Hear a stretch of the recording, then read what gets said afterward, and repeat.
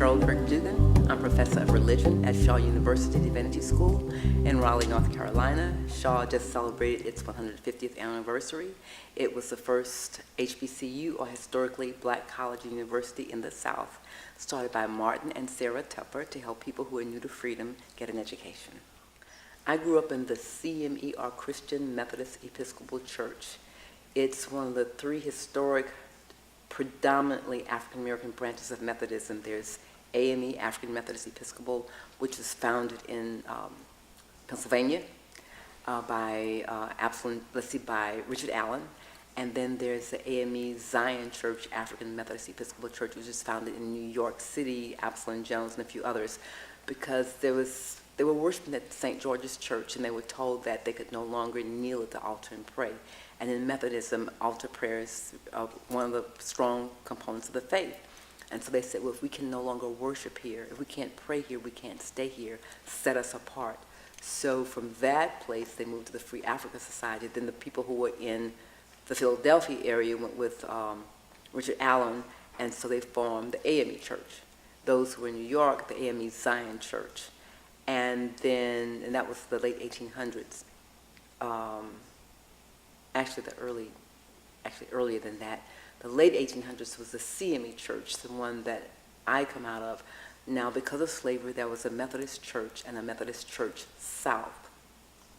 So in 1844, a Bishop James O. Andrews of the Methodist Church South still had 2 slaves. Well, by this time, people are realizing that slavery is really not a good practice. And so he said he would let the male slave go, but he would not let the female slave go. So the groups of people who had been worshiping with the Methodist Church South who were black said, okay, set us apart. And you had the Civil War and every other kinds of things happening. And so the founding General Conference for my particular denomination was December 1870 in Tennessee.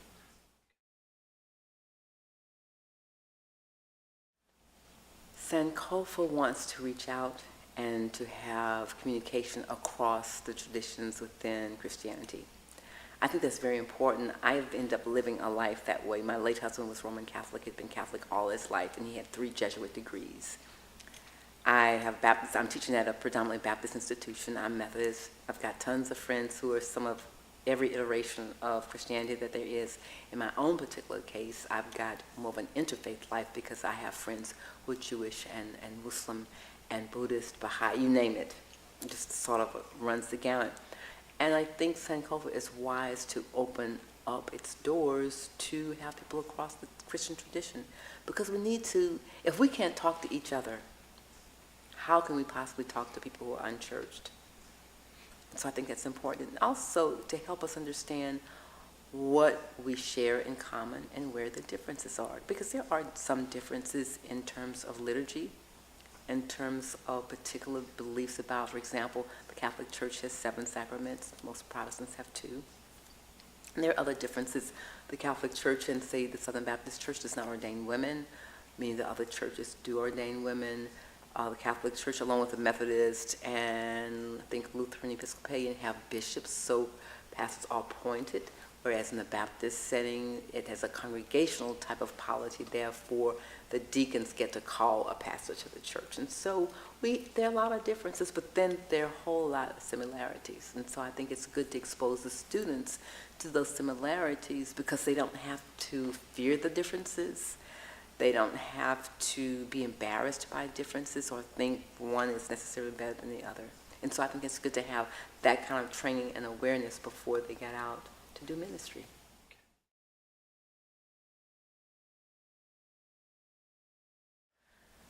I think anyone, especially people in San Antonio, who want to engage in thinking across cultures, across traditions, they should come.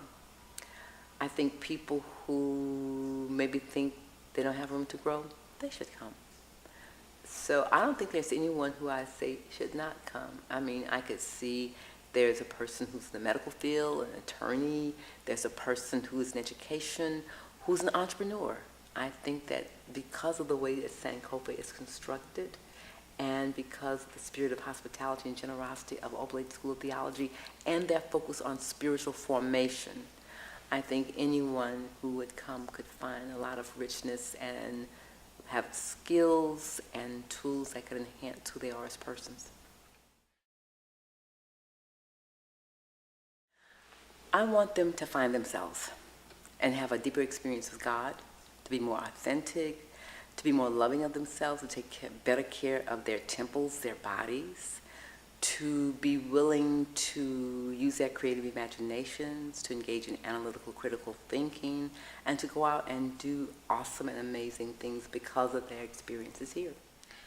I think by providing, first of all, an environment of compassion and excellence. Also, one of the things I like about Oblate is it has a tremendous sense of hospitality and generosity. Therefore, with the environment created where people can learn, and then everyone here is committed to spiritual formation, which means that it's the intention to help people become their best selves is already present, I think, the very ethos of this institution. And so I think the university, the seminary rather, just needs to build on what they're already doing and make sure, as they're doing, to have the right scholars and other people in place to help facilitate the students' learning.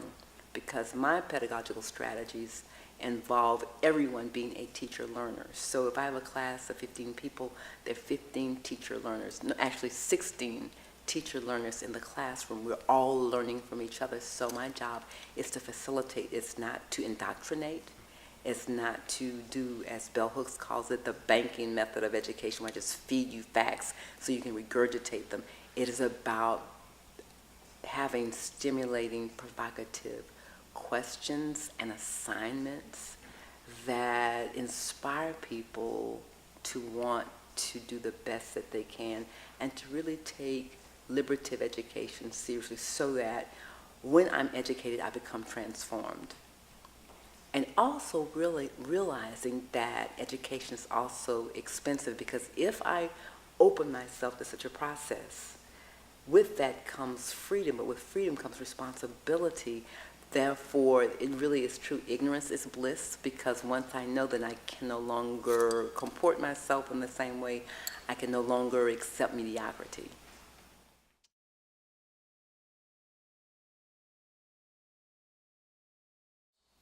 Over the last 2 years, yes, they are phenomenal students, and it's great to watch the growth from one session we come taste and see to another, and the rich backgrounds that they bring. I mean, just learn that one of the scholars is a superintendent in the school system, for example, and there are others that are already doing ministry.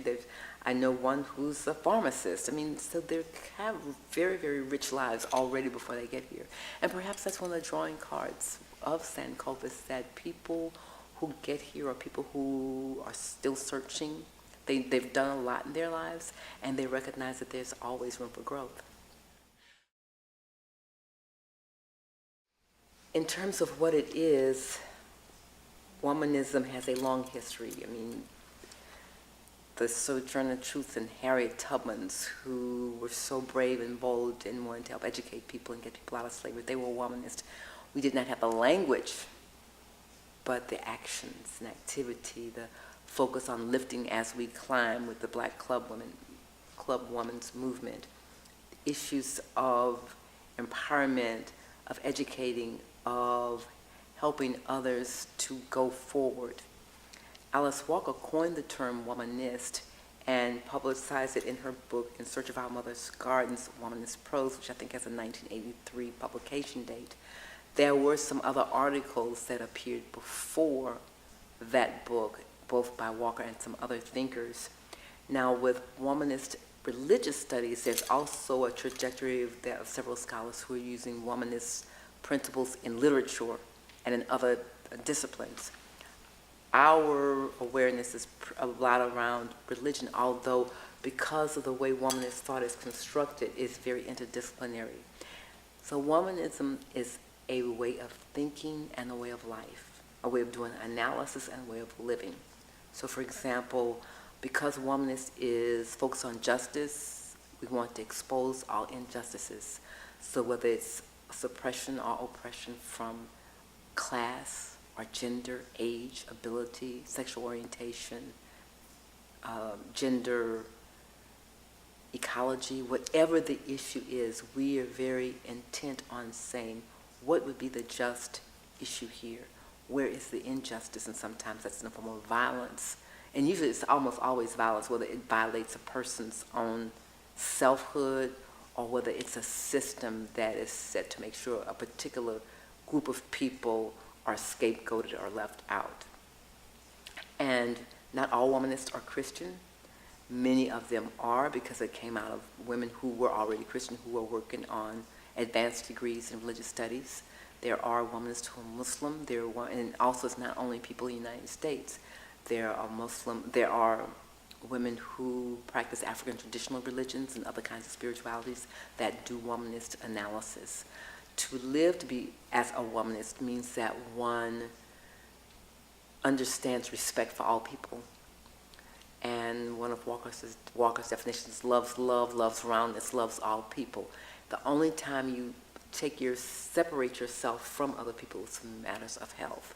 So it's a very inclusive understanding of a way to do analysis and intellectual engagement, as well as a way to live. So as a lived experience, then it becomes about empowering others to love others, to respect others. And again, I only separate myself from others if that person is toxic or that experience is toxic and it's not for my health and well-being.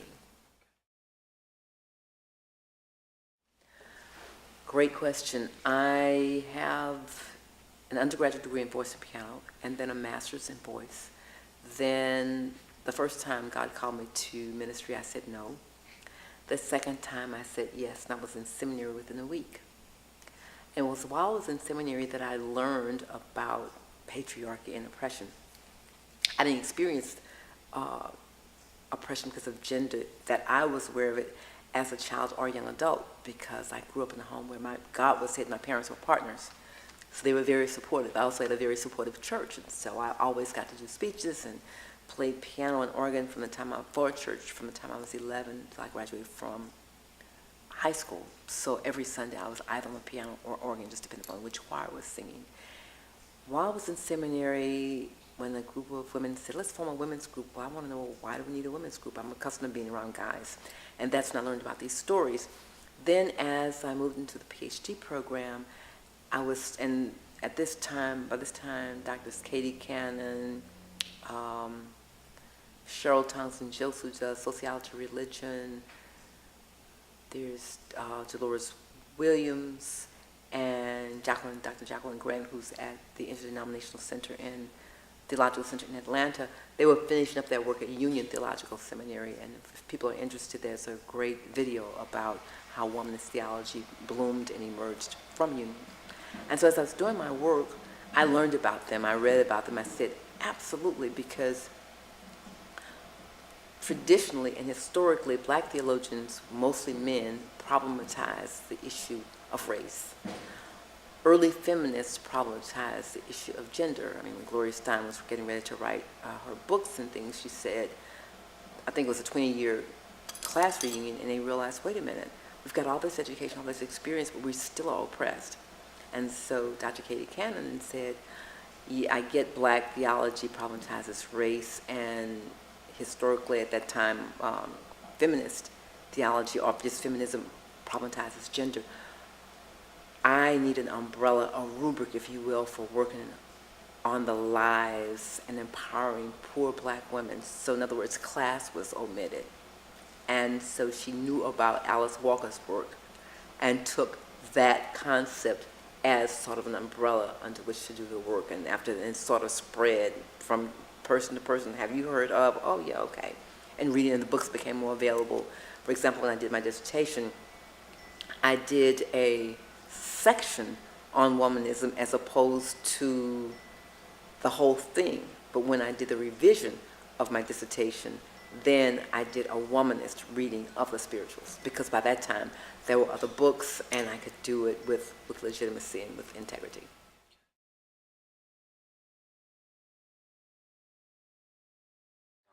Well, first, my parents, and I mean, they were incredible and very supportive. The late Rudolph Valentino Kirk and Naomi Ruth Kirk.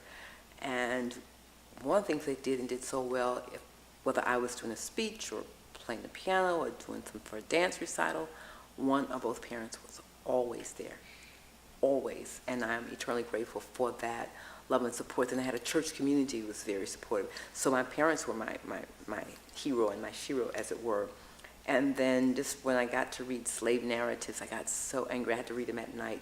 I could not imagine, how could you do something, how could you basically incarcerate, imprison a person because of their skin color, because you needed cheap labor. I've been impressed by a lot of different people. There are tons of women, like I said, Sojourner Truth, Mary McLeod Bethune. I mean, she started a college on $1.50. There were just so many other people, folks like Alice Walker, poet Audre Lorde. There's just a lot of the womanist scholars, Emily Towns, Katie Cannon, Cheryl Thompson-Gilkes, Kelly Brown Douglas has just done a brilliant book entitled Stand Your Ground. People want to understand what Black Lives Matter is about, and she does a historical trajectory as well as she talks about how do we get to where we are and why Black lives do matter. There were other people. I read the biography of Mahatma Gandhi and Martin Luther King and Maria Callas at the same time, because I was just led by the Spirit to do that, and because I felt that they would be important in my life. And I'm still not sure why all of them and how all that came together, but I was a young opera singer at that time studying in New York when I read those. But I mean, we could talk for days about people like Paul Robeson, and I mean, he lived before his time. This is a brilliant man. He was an athlete, an attorney, an actor, a singer. So many, the countless people at Selma, the countless people that died, are injured at the Edmund Peters Bridge, in Selma, and then Montgomery bus boycott. Some of my heroes are all the persons that started all these historically Black colleges and universities on pennies. Those are my heroes. And a lot of folks through the church, Bishop Joseph A. Johnson Jr., Bishop Thomas Hoyt, Bishop Curry. So I've had a lot of strong, powerful people in my life that I've been blessed with, and not to mention all the musicians, Leontine Price, Marian Anderson, Seth McCoy. There's so many. So I've garnered from a lot of people in my life, the poets, musicians, the dancers. Here of late, I've been watching a lot of video clips of some of our young gymnasts, like Gabby Douglas, or Misty Copeland, the first principal African-American dancer for the New York American Ballet Theater. I've just been so focused to watch the elegance. And I guess part of that comes out of my understanding of my purpose on the planet. My purpose on the planet is to be an international ambassador for God. And how I move in the world is laughing and dancing and singing with God. So I've been watching people who are very physical, especially women athletes, women dancers, to watch how they move. And I remember my piano teacher in college and my Mr. Edgar Davis, and in high school, George Kramer. They would always say, one of your goals is to make it look easy. In other words, you don't have to be flailing all over the place to create. Just be with the sound and respond. And I think that's kind of, take all that together. So I'm inspired by architecture. I'm fascinated that you can get on a highway and that before computers, they could connect from one coast to another, or that elevators work. I'm fascinated every time I get on an airplane, is that if I throw a cotton ball up, it's going to fall. It can weigh, a half an ounce maybe? That's a big cotton ball, but it's going to fall, the law of gravity. But because of jet propulsion and aerodynamics, a plane can lift, weighing tons by the time you have fuel and the plane itself and all the people and the luggage. And they can actually slow down, and then it lands. So I'm fascinated. Or that you can build, like in California, BART, Bay Area Rapid Transportation, or all the subway systems in New York. You either over the land or you're underwater. So someone had to figure out how to dig into granite and really hard rock to build that, and then you can get people, hundreds of people from place to place. So I'm very much, I guess you could say, intrigued by creation. and all that God has allowed us to do and to be and to experience. I mean, you don't have to fertilize a dandelion. You have an ice storm, and you could have hurricanes, and dandelions will still pop up someplace else.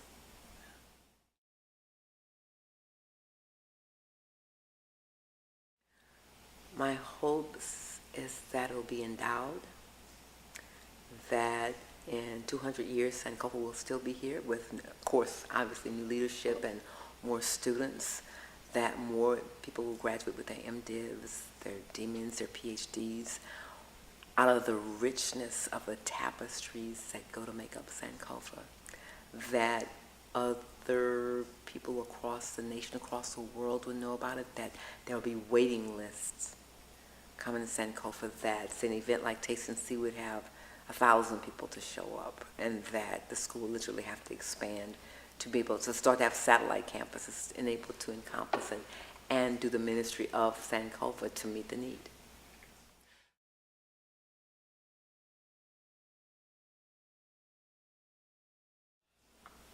I think Sankofa can do a great job for bridging the gap.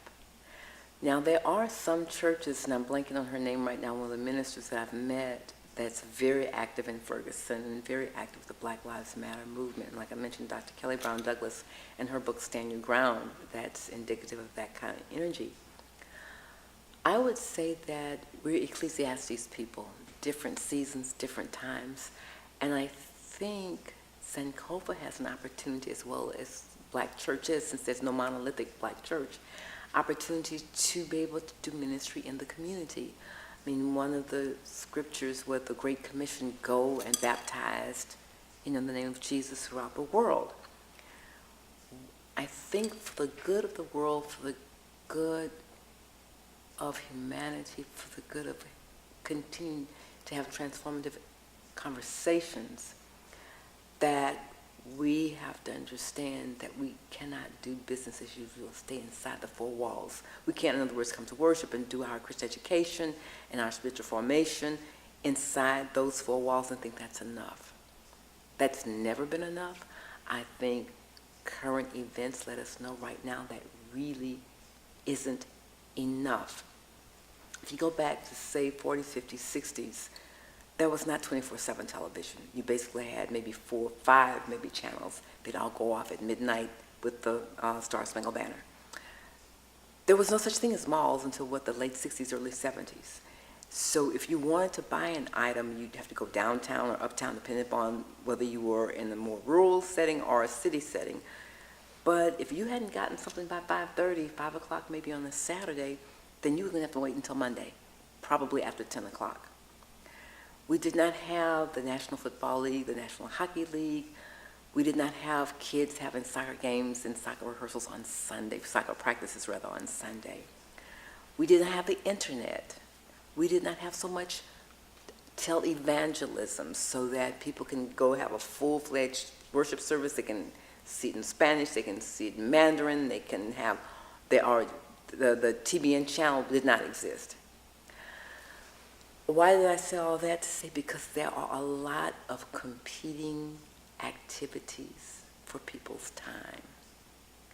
And also because there are more jobs where either people can work from home, or people are working shifts, or people are having to work on Sundays. Like I said, stores were closed. Well, now your malls are open, maybe if not at 10 o'clock, by 1 o'clock they're all open. Well, some people that normally wouldn't be working on Sunday now have to work on Sunday. So there are a lot of things to pull us away from one's traditional understanding of church. So I think it behooves us to then figure out, what does it mean to do church? What does it mean? And if church really is the body of Christ, what does it mean for the body to be in the world? And one thing I think we have to deal with is what I call church hurt, and I didn't coin that term, but when people have come to churches and they have been hurt, either from leadership or in the pulpit or in the pew, then I think there needs to be some work at the church so that we don't hurt people, because hurt people hurt other people, but hurt people are not going to keep coming back. And then they will tell other people, and then that will be less likely that their friends and family will want to come. So I think there's a lot of work. There's no shortage of people who are not in any church, in any mosque, or any temple, There are plenty of people hurting. There are plenty of people who don't have an experience of God in whatever tradition that is. So I think there's a lot of work to be done. I would say welcome. First, I'd say get ready to take off. Be excited about this new journey and know that you will not be the same, and I think that's a great thing. I think that's a good thing. I would highly recommend a Sankofa to someone they want to do spiritual direction, if they want to expand their horizons in terms of the Black church experience, which is not monolithic, if they want to know more about history and more about the world and the impact of God and the impact of people that care about God, if they want some fellowship, if they want great programming, great worship, then I think Sankofa's place to come. So I would welcome them and say, get ready for it, and come and be willing to change. And if they're not willing to change, then I still say come, because I think at a certain point, then there's an old adage that when the student is ready, the teacher will come. So if I think they can get to Sankofa, then what will need to happen for them will happen.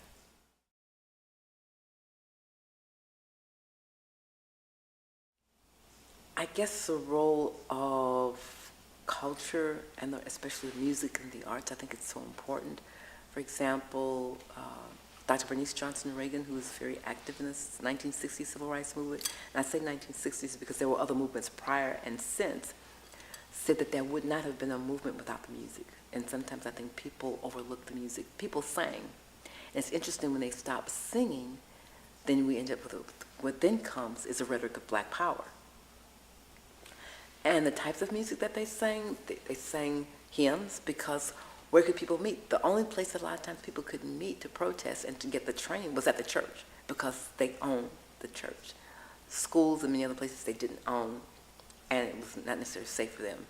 And so they sang hymns, they sang gospel songs, they sang songs that were written for the movement. There was one, for example, like Dog, Dog, my dog a lover, your dog a lover, my dog, why can't we be like the dogs under the apple tree, or something to that effect. And then there were often songs where people took popular music and then added new words to it. So the great Harry Belafonte used to sing the Banana Boat song. Day-o, day-o, daylight come and I want to come home. In the 60s, civil rights movement became freedom, freedom, daylight come and I want to go home, or something to that effect. So music was extremely important. And I think the arts, music, painting, poetry, drama, etc., is a great tool of education. Because if I can tell you a story, if I can dance a story, if I can sing an aria that will communicate, that might work better for you than me sitting up here and having a long conversation or teaching at you. And that's the other thing with Sankofa. It's not about indoctrination. It's not about spoon feeding you and shoving things down your throat. It's about helping you to be open to new knowledge and to give you the tools for what I like to call analytical, critical thinking, so that you can look at the documents, you can listen to the music, you can look at the artwork, you can be around people, and then you can make decisions about what you heard and what you see or saw for yourself. I think that's one of the things that Sankofa does very well. I know one of my favorites is the spiritual This Little Light of Mine, and I think that's be a good one. It's a spiritual, and also as Christians, our job is to let the light of Christ shine through us. So let's see. This little light of mine, I'm gonna let it shine. This little light of mine, I'm gonna let it shine. This little light of mine, I'm gonna let it shine.